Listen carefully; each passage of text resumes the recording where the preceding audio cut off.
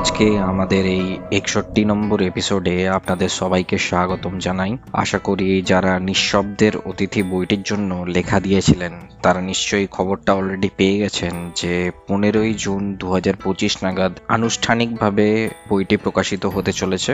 যে সমস্ত আমার অডিয়েন্সের মধ্যে লেখক এবং লেখিকারা লেখা দিয়েছিলেন তাদেরকে জানাই অসংখ্য ধন্যবাদ এবং আন্তরিক অভিনন্দন।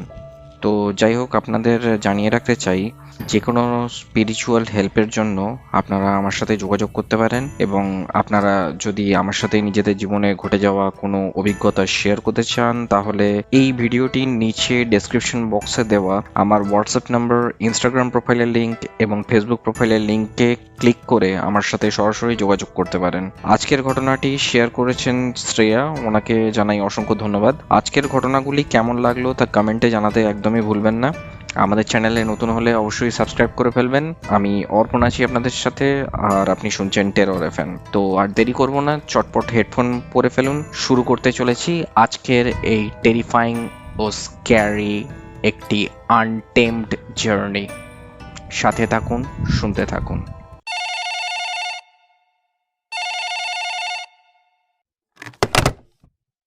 হ্যালো।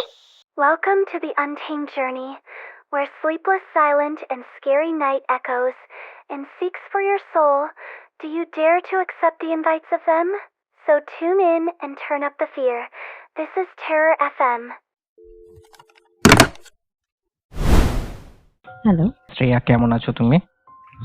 চলে যাচ্ছে। তুমি ভালো আছো? চলে যাচ্ছে। শুনেছিলাম যে তোমার লাইফে কিছু ভৌতিক বা প্যারানর্মাল কিছু ঘটনা রয়েছে, এবং আমি আশা করি তোমাকে চ্যানেলের লিংক শেয়ার করেছিলাম। আমি আশা করি আমাদের চ্যানেলটা গিয়ে একবার দেখে এসছো। প্রত্যেক মানুষের জীবনে ঘটে যাওয়া ভৌতিক ঘটনা তারা নিজের মুখেই শেয়ার করেন। তোমার জীবনে যে ঘটনাগুলো ঘটেছে সেগুলোর সূত্রপাত কিভাবে হয়েছিল, কিরকম ভাবে জিনিসগুলো টেক প্লেস করেছিল, সেগুলো যদি আমাদের অডিয়েন্সকে একটুখানি জানাও। দেখো, ভৌতিক বা ভূত আছে কি নেই সেই জিনিসে অনেকেই আছে মতদর্শক প্রকাশ করে। অনেকে আছে মনে করে যে ভূত নেই, অনেকে আছে মনে করে যে ভূত আছে। সেটা কমপ্লিটলি রাশির উপর ডিপেন্ড করে। এটা আমি মনে করি যাদের হালকা রাশি হয় তারা একটু বেশি টের পায়, আর যেহেতু ওটা কমপ্লিটলি একটা ওয়েভের উপর ডিপেন্ড করে, তো যাদের ভারী রাশি তারা টের পায় না খুব একটা।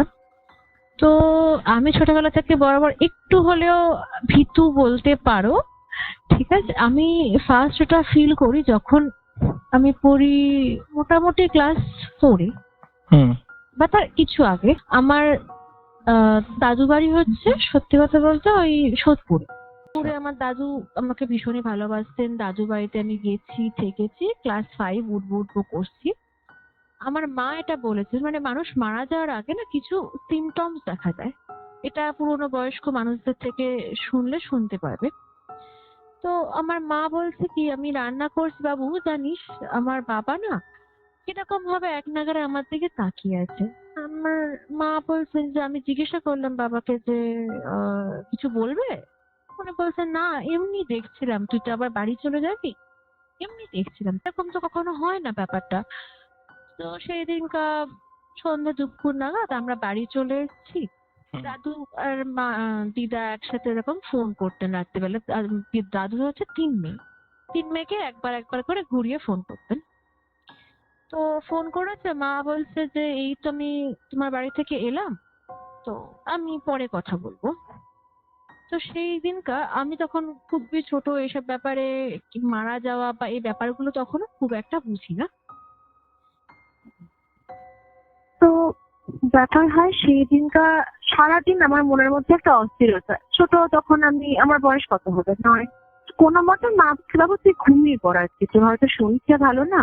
সেদিনকা তখন রাত বাজে একটার সময় দাদুর বাড়ি থেকে কল এসছে, ভীষণ অসুস্থ।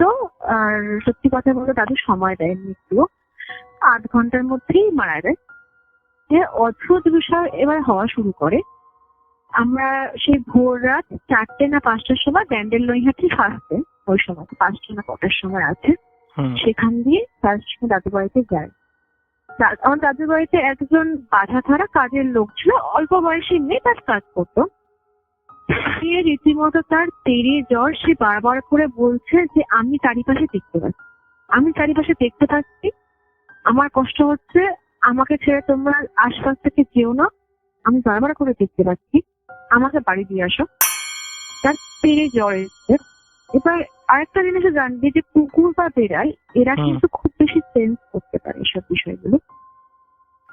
তো আমাদের দাদু বাড়িতে একটি বিড়াল ছিল, তাকে দাদু খাবার টাবার দিতেন। সে হঠাৎ করে সেই দিন থেকে তাকে আর খুঁজে পাওয়া যাচ্ছে না।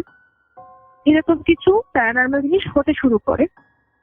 আর আমার দিদা আরেকটা জিনিস বলেন যে যে সমস্ত মানুষ তাদেরকে খুব ভালোবাসে তাদেরকে নাকি খুব টেনে নেয় তাড়াতাড়ি। তা শোনা কথা যে যে একে অপরের প্রতি ভালোবাসা আছে তারই এই রেঞ্জের মধ্যে আছে, একটা টেনে নেয়। অদ্ভুত বিষয়, তার যে দিদি বলো বা এরা বলো ঠিক তার 1 মাসের মাথায় মাথায় মারা যায়। তার মাঝখানে হয় কি আমার বাড়িটা তখন আমি যে বাড়িতে থাকি সেই বাড়িটা বেশ পুরোনো থাকে। আর আমার দাদু তখন আমাদের বাড়িতে ঢুকতেন, ওনার ঠিক পরিষ্কার চপ্পলের শব্দ হতো, একমাত্র উনিই করতেন। এই প্যারানর্মাল জিনিসটা হতে এইভাবে শুরু করলো যে ঠিক সন্ধ্যে 6টা কি 7টা বাজতো, যে পার্টিকুলার জায়গাটা আমাদের বাড়িতে এসে আমার দাদু চোখে রাখতেন ঠিক ওই জায়গায় শব্দ হতো একটা, ঠিক চোখে রাখার মতো, কিন্তু কেউ নেই ওই সময় আমাদের বাড়িতে আসার মতো কেউ নেই, কারো সারা শব্দ নেই। এই জিনিসটা এবার আমরা মোটামুটি ধাতস্থ হয়ে গেছিলাম যে ঠিক আছে কিছুই তো দেখতে পাই না, কি আর হবে। এই পরের বছরই আরেকটা যেটা সবচেয়ে ভয়ানক জিনিসটা আমার একটু দেখা, তখন আমি ক্লাস 5-এই পড়ি। ওই মোটামুটি এইরকম সময় গরমকাল, কালবৈশাখী ঝড় উঠতে উঠতে পড়ছে। আর এই সময় দেখবে কালবৈশাখী ঝড়ের আগে একদম পুরো নিস্তব্ধ হবে চারিপাশ, প্রকৃতি একদম ঠান্ডা। আমার মায়ের ফোনে ফোন এসছে যে জেঠু মারা গেছে। জেঠু আমার বাড়ি পাশের পাড়াতেই। তাহলে কথা এবার আমার মা তারপর বাকি সবাইকে ফোন টোন করে আস্তে আস্তে যাচ্ছে। আমি তখন ভীষণই ছোট। আমার বাড়িতে মোটামুটি আমাদের যারা আত্মীয় স্বজন আছে এসে ব্যাগপত্র রেখে সব চলে গেছে। মোটামুটি 11টা যখন বাজতে বাজতে হঠাৎ করে সেই ঝোড়ো হাওয়া দেওয়া শুরু করে, ঝোড়ো হাওয়া, ঝড়, বৃষ্টি যার পর নাই শুরু হয়েছে। এই আমার বাড়িতে আলটিমেটলি আশেপাশের লোকজন আসতে ভীষণ ভয় পেত, মানে একটু ভুতুরে বাড়ি বলেও নামটা কিছুটা আছে, কেন জানি না, ভিতরে একটু অন্ধকার। আমি তো ওরকম ভাবে ভূতকে দেখতে পাইনি, হয়তো আমি এখানে ফ্যামিলি থাকতে সেই জন্য হয়তো দেখিনি। ঝড় বৃষ্টি শুরু হওয়ার সাথে সাথে অন্ধকার, কারেন্ট অফ, নেই কেউ। আমার ভাই তখন আমার কোলে, মানে ও ঠিক করে উঠে বসতে পারে না তখনও, এতটাই ছিল। আর এবার শুরু হয়েছে আমাদের বাড়ির তখন ওই দিকটায় টিনের চালা ছিল। তো আমাকে বলে একটা জিনিস যে ঠিক আছে বৃষ্টি পড়ার শব্দ একরকম, রীতিমতো মনে হচ্ছে যে সেই টিনের ছাদের উপর দিয়ে কেউ হাঁটছে, একটা হাঁটছে। আর একটা দূর থেকে একটা সেই মানে সেই নুপুর পড়লে যেমন শব্দ হয় বা ওদের সাইডের যে শব্দটা ছমছম শব্দ, কখনো সেই ছমছম শব্দ হচ্ছে। আমাদের যে বাগান, সেই বাগানের ভিতর জল জমে গেছে ততক্ষণে, জলের মধ্যে দেখতে হাঁটলে একটা ছলাৎ একটা শব্দ হয়, ওরকম একটা ছলাৎ শব্দ। একটা 10 বছরের মেয়ে সে কি করবে, তার কাছে তো করার মতো কিছু নেই। 10 বছরের মেয়ে, তার ভাইয়ের বয়স এখনো 1 বছরও হয়। মানে আমি তো, আর আমার কাছে অদ্ভুত বিষয় ওই যে সেই ছোট নোকিয়ার ফোন গুলো দেখেছিলিস, মানে একদিন চার্জ দিয়ে দিলে বোধহয় 3-4 দিন চলে যেত, কিপ্যাড ফোন গুলো। অদ্ভুত বিষয় 4-5 জন আমাদের বাড়িতে সেই কিপ্যাড ফোন রয়েছে গেছে, সবার ফোনের ব্যাটারি লেভেলটা হট করে ডাউন হয়ে যাচ্ছে। এমন ডাউন হয়ে যাচ্ছে যে সম্ভব না, এরকম ভাবে হঠাৎ করে কি করে ডাউন হয়ে যায়। আমি বাড়ির লোককে ফোন করার চেষ্টা করছি, মাথার মধ্যে এটাও চিন্তা যে বাইরে তো এরকম শব্দ হচ্ছে, তাহলে বাড়ির লোক যদি কেউ আসে তাহলে তার যদি ক্ষতি হয়ে যায়, তার যদি কিছু হয় তখন কি হবে। সময়ের চেষ্টা করছি, কাউকে পাইনি, কাউকে না। শেষ রাত বলবো না, ঠিক 1-2 বাজে সেই নাগাদ আমার ফাইনালি বাবা ফোন ধরেছে। বাবাকে আমি বারবার করে বলছি, বাবা তুমি আসো, তুমি কোথায়? তখন বলছে যে জেঠু এখনো মানে বডি এখন নিয়ে যাবে শ্মশানে, এখন রাত 1টা বাজে। লোকজন এসছে, জেঠুর বডি এখনো শ্মশানে নিয়ে যাওয়া হয়নি। বাবা বলছে আমি তো রাতে ফিরতে পারবো না, তারা তোর মাকে আমি বলছি। এবার আর সবচেয়ে প্যানিক জিনিস একটা ছিল যে মাকে বলেছে তার ঠিক 10-15 মিনিটের মধ্যে হঠাৎ করে দরজায় নক।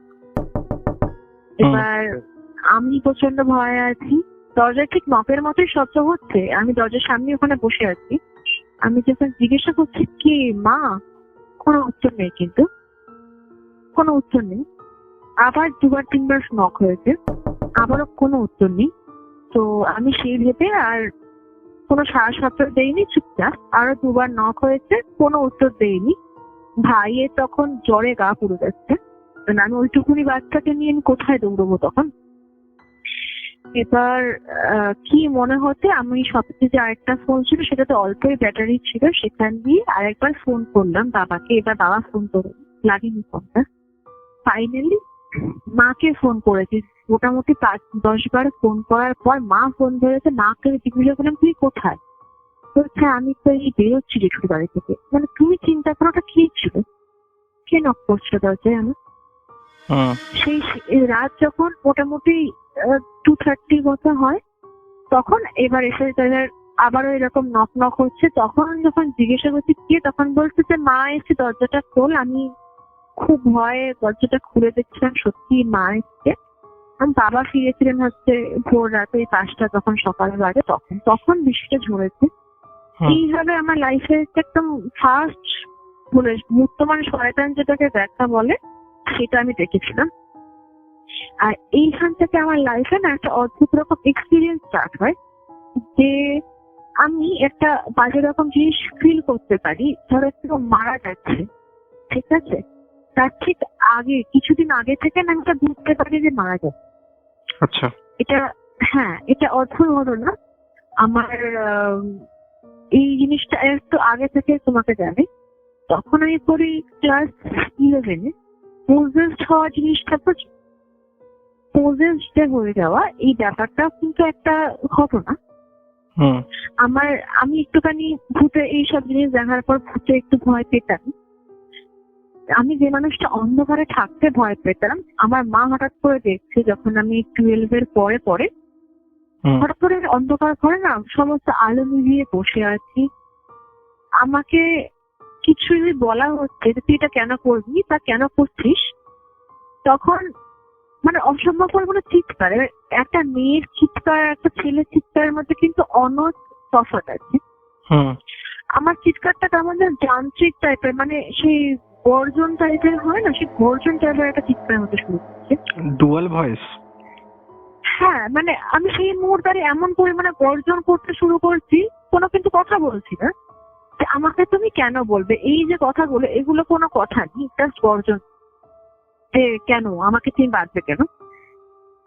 এটা শুরু হয়েছিল ঠিক কালী পুজোর আগে 2018 সাল। আমি সবে এইচএসটা পাস করেছি তখন।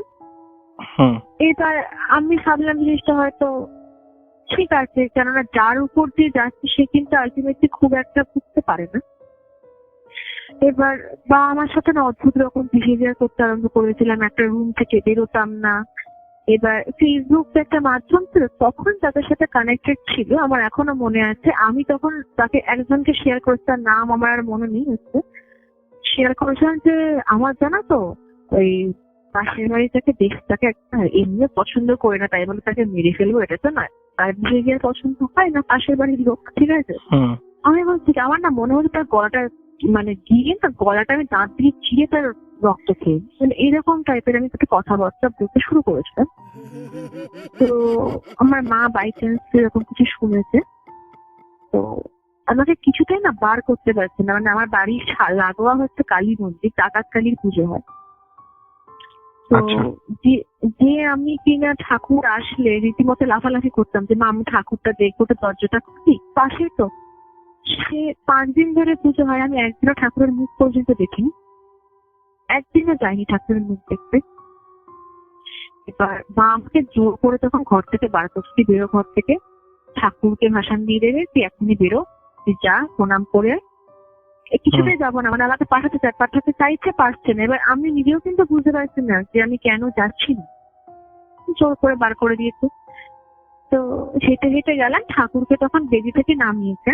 এটা আমার কাছে অবাক করা কাণ্ড যে আমি ঠাকুরের কাছে গেলাম, ঠাকুরের পা যখন আমি মানে প্রণাম করলাম, টাচ করলাম না, আমার মনে হলো যে কি একটা নেমে বেরিয়ে গেল বডি থেকে, একটা ভার যেটা হয় না, একটা ভার বেরিয়ে চলে গেল, আমার বডিটা পুরো হালকা হয়ে গেল, পুরো হালকা হয়ে গেল। ঠিক আছে, এবার তুমি একটা কথা ভাবো, ধরো তোমার এই মুহূর্তে দাঁড়িয়ে খুব ইচ্ছা করছে যে বিরিয়ানি খেতে, খুব ইচ্ছা করছে, তুমি কিছু না, তুমি এরকম হতে পারে কি যে তুমি একজনকে প্রণাম করলে ইনস্ট্যান্ট তোমার বিরিয়ানি খাওয়ার ইচ্ছে চলে গেল?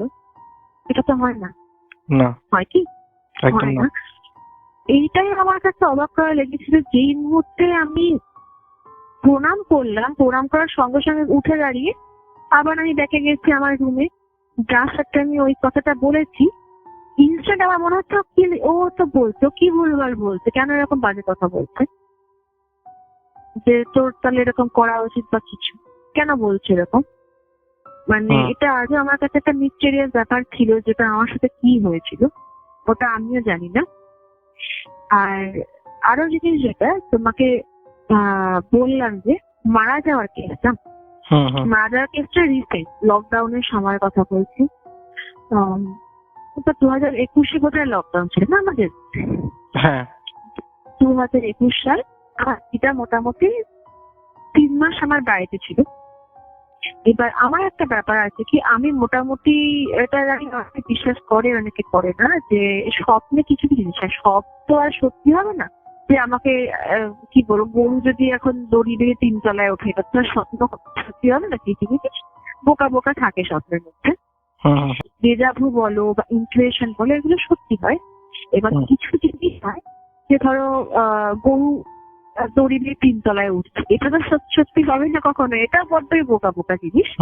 বা আজকে যেমন আমি দেখছিলাম কিনা রবীন্দ্রনাথ ঠাকুরের ভূত আমাকে তাড়া করেছে, এটা কি কখনো সম্ভব? সম্ভব নয়। ঠিক আছে, যেটা ব্যাপার হয়, আবার দিদা আমার বাড়িতে 3 মাস ছিল, আমার মা অসুস্থ ছিল, তো উনি তার নিজের বাড়িতে গেছে, ঠিকঠাক কোনো ব্যাপার নেই, অসুবিধা নেই। মা সুস্থ হওয়ার পর একদিন হঠাৎ করে আমি দিদার বাড়িতে খবর এলো যে দিদা হঠাৎ করে অসুস্থ হয়ে পড়েছে, তো দিদাকে হসপিটালে নিয়ে যেতে হবে, নিয়ে যাওয়া হয়েছে। এবার তার কিন্তু কোনো অসুবিধা নেই, সে সুস্থতাও মোটামুটি আছে, যা আছে মারা যাওয়ার মতো নয়, যথেষ্ট চেষ্টা করা হচ্ছে। সেদিনটা শনিবার ছিল, হ্যাঁ শনিবার সন্ধ্যে তখন 6টা নাগাদ আমি বাড়িতে ঘুমিয়ে পড়েছি, এটাকে বলে ভর সন্ধ্যা, ঘুমিয়ে পড়েছি বাড়িতে। তো ঘুমের মধ্যে আমি দেখছি কি যে আমি একটা বাড়িতে ঢুকছি, ওটা নাকি আমারই বাড়ি, বিশাল বাড়ি, সাদা রঙের একটা বড় বাড়ি। ভিতরে ঢুকে ডান দিক দিয়ে একটা সিঁড়ি উপরের দিকে উঠে যাচ্ছে, আর সামনে একটা হল রুম, হল রুমের বাদিকেই হচ্ছে তোমার প্রেয়ার রুম টাইপে। ওখানে আমার জেঠু, আমার ঠাকুমা দাদুর, অনেক কাল আগে তারা মারা গেছে, ঠাকুমা দাদুর ফটোতে পুজো করছে, বলছে আমি পুজো করিনি, প্রসাদ দিই, তারপর তোমরা খেও, খাবার খেও, ডিনার খেও। আমার বাবা বসে আছেন, ওখানে তারা সবাই সার দিয়ে বসে আছে, আমি জায়গা পাইনি বলে আমি সিঁড়ির উপরে এসে বসেছি, দিয়ে নিজের মতো খাবার খাচ্ছি। হঠাৎ করে আমার যেটা মনে পড়লো, এই যে শাড়ির মধ্যে যারা বসে আছে না, এরা প্রত্যেকে কিন্তু আমার ফ্যামিলি মেম্বার, প্রত্যেকে আমার ফ্যামিলির মধ্যেই লোক, বিশেষ করে কেউ বেঁচে নেই আসলে। আমার অ্যানসেস্টার মানে যারা পুরোনো লোক মারা গেছে, মোটামুটি ধরে নাও 10-15 বছর আগে তারা। ওই 15 বছরের মধ্যে আমার তো স্মৃতি এমনি ডিলিট হয়ে যাওয়ার কথা, এদের সাথে আমার অতটা ভালো সম্পর্ক ওরকম ভাবে ছিল না। তো আমি ঘুম থেকে তখন উঠে পড়েছিলাম, মা বাবা তখন দিদাকে নিয়ে কথা বলছে যে হ্যাঁ চিন্তা হচ্ছে, বাট ডাক্তার তো বলেছে ঠিক হয়ে যাবে। আমি তখন মায়ের কাছে গিয়ে বললাম যে মা একটা কথা বলবো, মানে এখনো তুমি আমার মায়ের সাথে কোনো কথা হয়নি, বুঝতে পারবে আমি কথাটা বলেছিলাম। একটা কথা বললো মা, দিদা না বাঁচবে না। তুই কেন বলছিস? তখন আমি বললাম যে ওরা না সবাই এসছে, ওরা নিয়ে যেতে এসছে, আর বাঁচবে না। কেননা আলটিমেটলি যখন কেউ মারা যাওয়ার সময় হয়ে যায় না, তখন কাউকে না কাউকে তার ফ্যামিলির মেম্বার যাদেরকে সে চেনে তারা আসে নিতে, রাস্তা দেখানোর একটা ব্যাপার থাকে।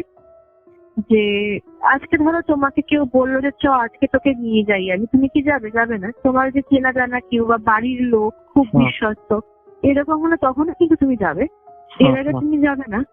তো ঠিক সেরকমই হয় ব্যাপারটা। মা বলে তুই এরকম কথা বলছিস, বুঝলাম তার মনে খারাপ লাগছে, তো আমি আর কিছু বলতে চলে গেছি।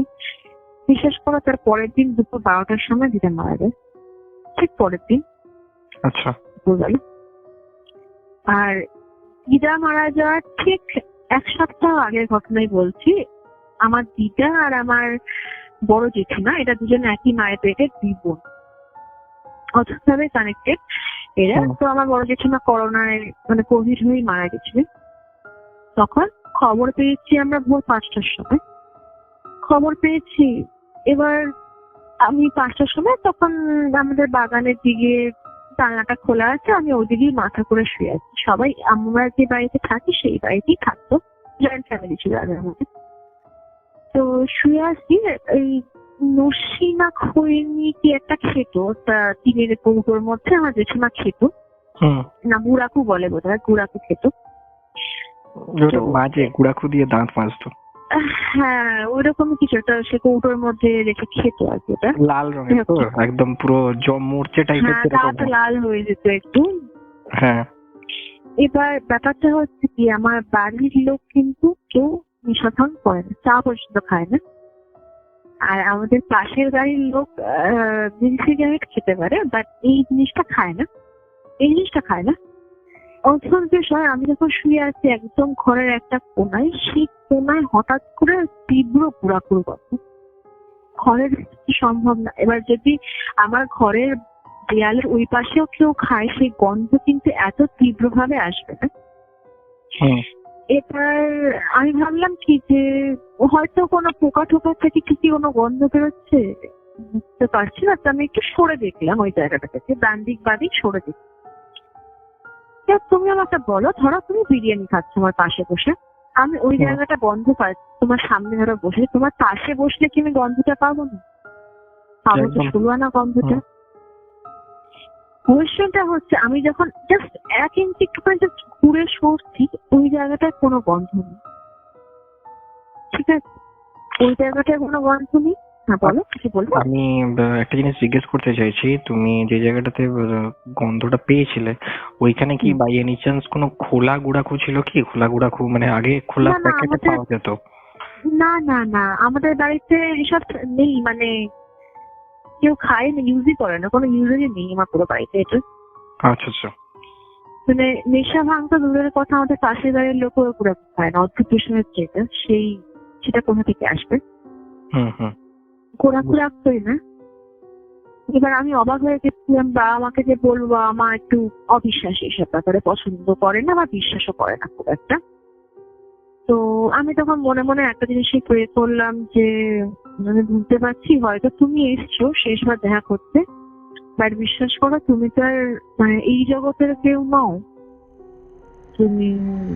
তুমি চলে যাও, তুমি যেখানে থাকবে ভালো থেকো, ঠিক আছে? এবার একটা গন্ধ কিন্তু হঠাৎ করে কিন্তু উবে যায় না, জিনিসটা আস্তে আস্তে ডাউন হতে হতে তারপর আস্তে আস্তে মিলিয়ে যায় গন্ধটা। হঠাৎ করে মনে হলো যেন জিনিসটা উবে গেল, পুরো পুরোপুরের মতো উবে গেল। এই ছিল এত তীব্র গন্ধ, তারপর আর নেই, কিছু নেই, কোনো গন্ধ নেই। মানে যে কর্নারটাতে তুমি গন্ধটা পেয়েছিলে সেই কর্নারেও নেই? না, মানে আমি যখন এদিক ওদিক সরছিলাম না, এদিক ওদিক সরছিলাম তখন 0 গন্ধ, আর যখন ওই কর্নারের কাছে যাচ্ছিলাম তখন একদম 100% গন্ধটা পাচ্ছিলাম। কিন্তু ওই কর্নারে শুয়ে যখন আমি এই কথাটা আর কি 2বার রিপিট করলাম, দিয়ে ফ্র্যাকশন অফ সেকেন্ড কোনো গন্ধ নেই, দিল সব জায়গায়। আচ্ছা, ঠিক আছে, এটা আমার কাছে একটু অদ্ভুত রকম লেগেছিল যে ভাই কি হচ্ছে। আর আমি এই জিনিসগুলো দেখতে পাই, আমার সাথে ঘটে কেন আমি জানি না। আর এটা ছিল আমার একটা পার্সোনাল, মানে আমার ফ্যামিলির মধ্যেকার লোকজনদের গল্প ছিল এগুলো, গল্প বলতে কি সত্যি ঘটনা এগুলো। আর আমি যেটা একদম একা ফেস করেছি সেটা হচ্ছে ব্যারাকপুরে। আচ্ছা, ব্যারাকপুরে আমি চাকরি সূত্রে যখন গিয়েছিলাম থাকতে হোস্টেলে, আসলে হোস্টেলে ভূত কিছু নেই। আমাকে বলেছিল ওই কলেজ আছে, সেই কলেজের ভিতরে কোন একটা জোড়া গাছ আছে, সেখানে নাকি আছে। তো এক্সপেরিমেন্ট করতে দেখতে যাইনি, অচেনা জায়গা, আমার কি দরকার। মুশকিল হয়েছে, আমি অ্যাকচুয়ালি হোস্টেলের ইনচার্জ ছিলাম। হোস্টেলের ইনচার্জ আর একজন নাইট গার্ড ছিল, সেও মহিলা ছিল। আচ্ছা। এবার বাচ্চাদের কি হতো, তো গরম লাগতো, সেই এত গরম ছিল, আর জানলা ফাল্লা ছোট ছোট, আমরা একটু বদমাইশি করতাম যে ঠিক আছে ট্যাঙ্কের জলটা খুঁড়ে দিতাম, ছাদে একদম জল ছড়িয়ে মোটামুটি পা ডোবানো যায় এরকম জল একদম ঢেলে দিতাম, তাহলে সব তলার ঘরগুলো খুব ঠান্ডা হয়। বাচ্চারা এই মজা নিয়ে কি করতো, এসে ওই জলে এসে খানিকক্ষণ রাত্রিবেলা শোয়ার আগে একটু ছপাত ছপাত দৌড়াদৌড়ি করতো, দিয়ে চলে যেত। আচ্ছা। সেদিনটা একবার বাইরে খবর পেয়েছিলাম যে কে একটা বয়স্ক লোক মারা গেছে, এমনি মারা গেছে, বয়স হয়েছে, সে নাকি মাতাল ছিল, তার মাতাল যাকে বলে। ঠিক আছে, ভালো কথা, মারা গেছে, বাঁচা গেছে। মোটামুটি ধরে নাও রাত 11টা বাজে, আমি ফোনে কারোর সাথে গল্প করছিলাম, মানে স্বাভাবিক, আমি কি করবো, আমার তো অফিসে গেছে, হোস্টেলে আছি, ফোনে কারোর সাথে ভিডিও কলে কথা বলতে বলতে আমাকে নাইট গার্ড বলছে যে শ্রেয়া একটুখানি দেখো না উপরের ওই কি বলবো যে হোল গুলো হয় না তোমার ছাদের চারপাশ থেকে যাতে জল বেরিয়ে যায়, বৃষ্টির জল জমতে না পারে, তো ওইটা একটু আটকে দিতাম, তাহলে কি বলতো সব জলতে বেরিয়ে যাবে, যেটুকুনি জল আমি জমাবো উপরে ছাদে, তো ওইটা একটুখানি বন্ধ করে দাও। ঠিক আছে, আমি গেছি একা একাই, ফোনে চুল ফুল খোলা, ফোনে কথা বলতে বলতে উপরে গিয়ে যখন হোলগুলো বন্ধ করতে গেছি, আর হঠাৎ করে কি মনে হয়েছে না কিছু একটা দাঁড়িয়ে আছে। আমি ভাবলাম যে মেয়েগুলো থাকি হচ্ছে, কেউ একটা হয়তো এসছে, পিছনে ঘুরে দেখে কেউ নেই। 2-3বার সেম ফিলিং হয়েছে। আমি ভাবলাম মনের ভুল হয়তো, কেননা অনেক সময় এতগুলো লোকজন থাকে তো একসাথে, আর উপরের ওই চিলেকোঠার ঘর যেটাকে বলে, চিলেকোঠার ঘরেও মানে যে একজন বসে পড়ছিল নিজের মতো করে। এবার আমি এই মনের ভুল হয়ে ওই ছাদের ওই একটা লাইট ছিল, সেই লাইটটা জ্বালিয়ে ছাদের উপর একটা চৌকি মতো পাতা, ওখানে বসে বসে গল্প করছে নিজের মতো। রাত আরো বেড়েছে। হ্যাঁ, একদম ক্যাশ হয়ে গেছিল। হ্যাঁ, মানে এমনি ক্যাশ ঘুরছিলাম, আমার তো আইডিয়াই ছিল না এখানে, আমি জানতাম মেয়েগুলো দুষ্টুমি করতে পারে, এই বিষয়ে কিছু হবে না। ঠিক আছে, এই ব্যাপারে আমার কোনো তখন ওই জায়গায় ধারণাই ছিল না, এক্সপিরিয়েন্স ছিল না। এবার মোটামুটি তখন 12টা বাজে, ছাদের লাইটটা আমরা নিভিয়ে দিয়েছি, তার কারণ কি ওই উপরে যে জলটা জমিয়েছি যদি আশেপাশের লোক দেখে না কমপ্লেন করে দেবে, ওরা বুঝবে না যে তলায় মেয়েদের খুব কষ্ট হয়, ওরা এরকম কমপ্লেন করে দেবে। যদি জলটা দেখতে না পায় লাইটটা দেবে না, মেয়েগুলো ঘুরছে জলের মধ্যে একটু হেঁটে। 12:30 বাজতে বাজতে ওদেরকে আমি বলেছি এবার তোমরা চলে যাও, কেননা আমি আর পারমিশন দিতে পারবো না, মানে তোমাদের যে কলেজ থেকে কিন্তু এবার কমপ্লেন আসবে। ওরা ওদের মতো চলে গেছে। এবার চলে যাওয়ার একটু নিজস্ব স্বার্থ ছিল, একটু ধূমপান এরকম একটা হ্যাবিট ছিল, আমারও ছিল, যে নাইট গার্ড ছিল তারও ছিল। আচ্ছা। তো মোটামুটি 1টা অব্দি আমরা দুজনে ওই জলের মধ্যে পা ডুবিয়ে একটু গল্প করছি আর এই কাজ করছি। হঠাৎ করে এক মিনিট, আমি শ্রোতা বন্ধুদের বলে দিতে চাই, smoking is injurious to health, আমরা স্মোকিং প্রমোট করছি না। বলো এবার। তো ব্যাপারটা হয় কি, আবার সেই গন্ধ, এই গন্ধ জিনিসটা কিন্তু খুব কেয়ারফুল। হঠাৎ করে যদি কোথাও একটা খারাপ গন্ধ পাওয়া বা খুব ভালো গন্ধ পাওয়া, হ্যাঁ খুব ভালো লাগছে, এটা কিন্তু মোটেই ভালো না। যত তাড়াতাড়ি সম্ভব ওখান থেকে সাইড হও। হ্যাঁ, তুমি সন্ধ্যা দিয়েছো, সেই ধূপের গন্ধ সেটা আরো জিনিস, বাট আশেপাশে কোনো সোর্স নেই, হঠাৎ করে খুব মিষ্টি গন্ধ আসছে বা খুব একটা বাজে গন্ধ আসছে, বি কেয়ারফুল। ঠিক আছে, যে কোনো কিছু হতে পারে। তো এবার ব্যাপারটা হচ্ছে বিল্ডিংটা 3তলা বিল্ডিং, তার উপর হচ্ছে ছাদ। 3তলা বিল্ডিং এ আসতে গন্ধ কোথা থেকে আসছে না, আমরা তো রোজই জল ঢালি ওখানে, রোজ জল ঢেলে এরকম জমানো হয়, ইয়ে করা হয়। হঠাৎ করে 3তলা বিল্ডিং এ আসতে গন্ধ, কিন্তু ওই যে বললাম আবারও সেই কিছু পার্টিকুলার প্লেসে গন্ধগুলো আসছে। আমি বসে আছি সেইখানে, আমি পাচ্ছি ঠিক 2 স্টেপ দূরে যে দাঁড়িয়ে আছে সে কিন্তু পাচ্ছে না গন্ধটা। অবাক করা কাণ্ড, যদি ধরো মাছও পচে থাকতো বা কোনো কিছু পচে থাকতো সবাই পেত গন্ধটা, যে হ্যাঁ বাজে গন্ধ বেরোচ্ছে, এরকম নয়। আমি ব্যাপারটা অবাক করলাম। আমার যে নাইট গার্ড ছিল উনি আমার থেকে বয়সে বড়, উনি আমাকে একটা কথা সঙ্গে সঙ্গে বলে, শ্রেয়া চুল বাঁধো, শ্রেয়া তুমি চুল বাঁধো, এখনই চুলটা তোমার বাঁধো, তুমি চুলটা খোলা। তো সঙ্গে সঙ্গে চুল বাঁধলাম, কিন্তু ওই একটুখানি বেশি সাহসী, বেশি কাকামো ভয়ও আছে, আবার কাকামিও আছে। দাঁড়াও আগে শেষ হয়ে যাক, একটা কাজ করি, হনুমান চালিশা চালাবো। ঠিক আছে, কাকামার কারণ আছে, এটা হনুমান চালিশা চালাবো, দেখবো কি হয়, কি করে। তো বসে খানিকক্ষণের মধ্যে আমার দরজাটা দিয়ে দিয়েছি, মানে ছাদ থেকে নামবো, মেন দরজাটা দিয়েছি, লোহার দরজা ছিল। মুশকিলটা ছিল কি জানো তো, আমরা যে কিছু প্রবলেম হলে বা ভয় হলে যে বড়দের কাছে যাই, ওখানে আমি সবচেয়ে, মানে নাইট গার্ড আছেন ঠিক কথাই, কিন্তু দায়িত্ব পুরো আমার ঘরে। আমার হোস্টেলে ছিল 20টা মেয়ে, 20টা মেয়ের দায়িত্ব হচ্ছে আমার। যদি কিছু বিপদ হয় তখন কে সামলাবে, পুরো দায়িত্ব আমার ঘরে। আমি তখন দরজাটা যে করে হোক আটকে ওখানে কিছু একটু মানে ভগবানের নাম করে আস্তে আস্তে নিচে নেমে এসছে। একবার দেখে নিয়েছি চারিপাশে সব মেয়েরা ঠিকঠাক আছে কিনা। নেমে এসে আমার রুমের সাথে অ্যাটাচ আরেকটা মেয়ের রুম ছিল, 3 জন থাকতো। ওদেরকে আমি জিজ্ঞেস করলাম যে তোরা কিছু টের পেয়েছিস? একজন এসে বললো, হ্যাঁ ম্যাডাম জানেন তো, আমি যখন ওই হাঁটতে হাঁটতে কোনার দিকে গেছিলাম, কোনার দিকটা একটু বেশি অন্ধকার ছাদে, কোনার দিকে গেছিলাম, ওখানে একটা কেমন আষ্টে গন্ধ পেয়েছে। আমি ভাবলাম এটা মিলে যাচ্ছে, তার মানে আমি একা পাইনি, পেয়েছে 1-8 জন, কিন্তু ওই যে বললাম পার্টিকুলার জায়গায় পার্টিকুলার লোক পেয়েছে। আর বললো যে আমি ভাবলাম আমি নতুন জামাতে পরেছি সেই জন্য। দেখো, নতুন জামার গন্ধ অন্যরকম, আসছে নয় কিন্তু, ঠিক আছে। তো আমি চুপ করে গেলাম, ওরা ভয় পেল তার জন্য, না ঠিক আছে এটা কোনো ব্যাপার না, হয়তো কিছু প্রবলেম হয়েছে তাই। আমি রাত্রে ঘুমোচ্ছি, আমাদের হস্টেলে আরেকটা মেয়ে ছিল, নাম নেবো না মেয়েটার বিশ্বাস করা কুম্ভকর্ণের ঘুম, মানে তুমি বিল্ডিং এ আগুন লাগিয়ে দাও, বিল্ডিং পুড়ে ও সমেত চলে যাবে বোধহয়, ওর ঘুম ভাঙবে না, এরকম টাইপের তার ঘুম জীবনে। সে বলছে যে ম্যাডাম আমার না মাঝ রাতে না পুরো ঘুম ভেঙে গেছে, কেমন যেন একটা আসছে গল্প।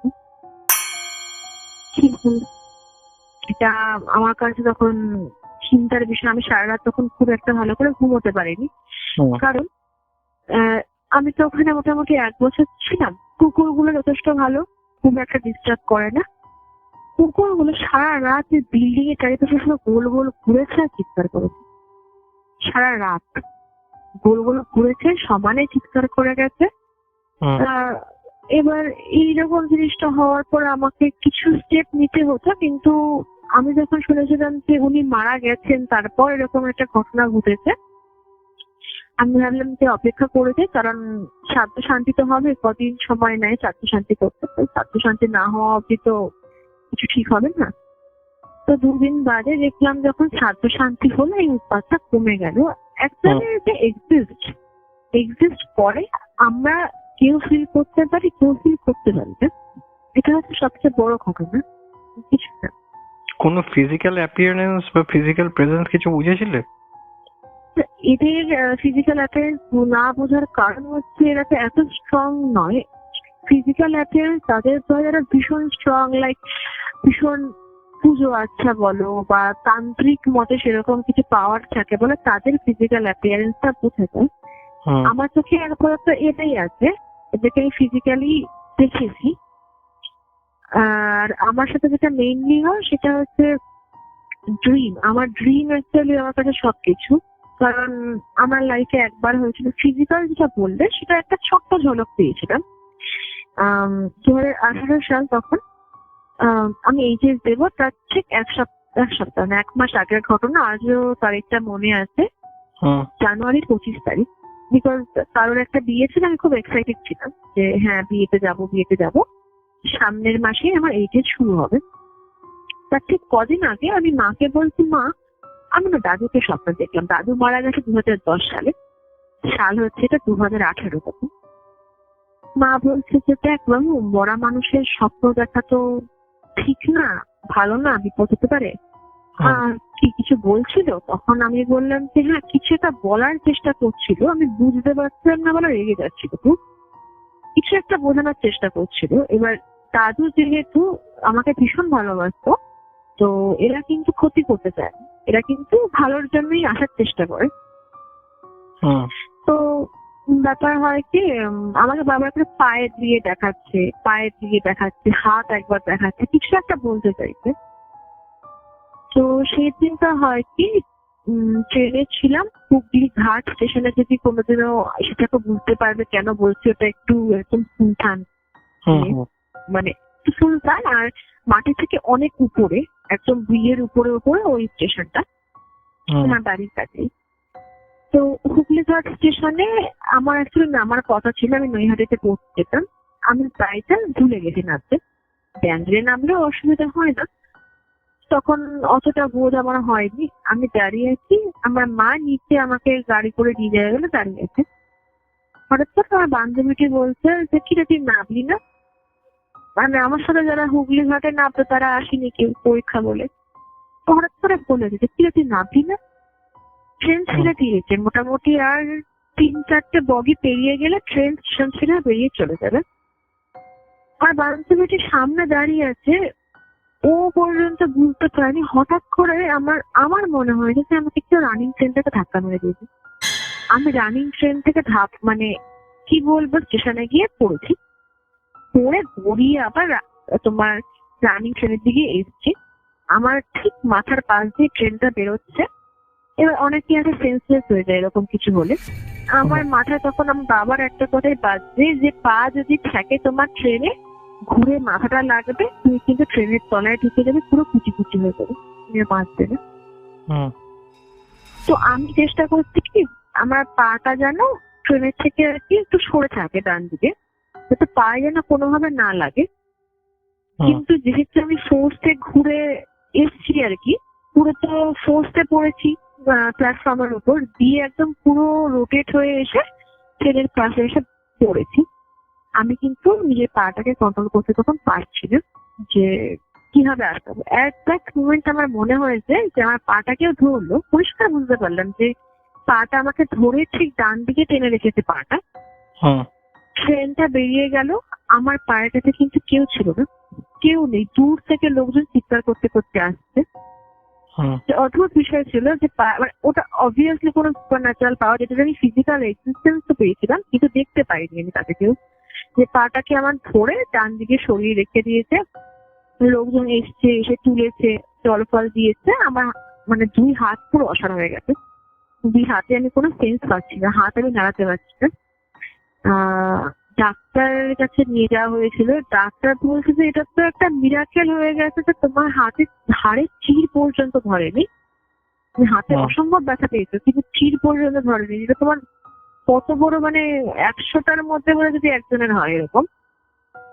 ঠিক আছে, ওই সময় আমাকে আর কি ওই ফ্যামিলি মেম্বার, ওটা বলতে পারো যে দাদুর ভালোবাসাই বলো বা স্নেহই বলো, তার আত্মাই বলো, তার এক্সট্রিম চেষ্টা দিয়ে আমাকে বাঁচিয়ে দিয়েছিল যে না, আমার নাতনির আমি কোনো ক্ষতি হতে দেবো না, আমি দূরে আছি তো কি হয়েছে, আমি জানতে পেরেছি আমি বাঁচাবো না এরকম। কিন্তু আমাকে ট্রেন থেকে ধাক্কা তো কোনো মানুষে মারেনি, কারণ আমার বান্ধবীরা যারা ছিল তারা যথেষ্ট ভালো নর্মাল ট্রেনে যাচ্ছিল। এটা হচ্ছে আসলে আমার লাইফের এক্সপিরিয়েন্স গুলো, বাজে রকম এক্সপিরিয়েন্স এগুলো। ঠিক আছে শ্রেয়া, তোমার থেকে তো এতগুলো ঘটনা শুনলাম, আশা করি আমাদের অডিয়েন্সের ভালো লাগবে। তোমার কি আমাদের অডিয়েন্সকে কিছু বলার আছে? অডিয়েন্সকে একটা কথাই বলবো যে ভূত থাকুক না থাকুক, কিছু জিনিস আমাদের পূর্বপুরুষরা যেগুলো বানিয়ে গেছে সেগুলো অহেতুক নয়। সব জিনিস যে চোখে দেখা যাবে, যেমন কারেন্ট বা হাওয়া যেমন চোখে দেখা যায় না, না এই জিনিসগুলো চোখে দেখা যায় না, কিন্তু কিছু জিনিস মানতে হয়।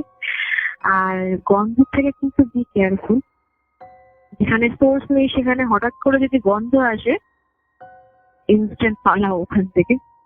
যাই হোক, ভালো লাগলো তোমার সাথে কথা বলে। আপাতত আজকের রেকর্ডিংটা এখানেই শেষ করছি তাহলে।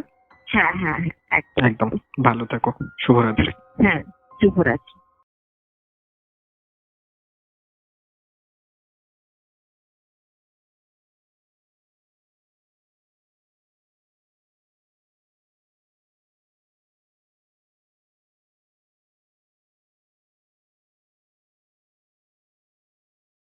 এটাই ছিল আজকের পডকাস্ট।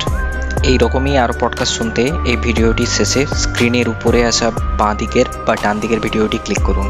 আর আমাদের চ্যানেলে আসা আরও লেটেস্ট আপডেট পেতে স্ক্রিনের নিচে আসা বেল নোটিফিকেশনটি অবশ্যই ক্লিক করুন। তো এখনকার মতো এখানেই শেষ করছি, ফিরে আসবো আরও কিছু ইন্টারেস্টিং ঘটনা নিয়ে।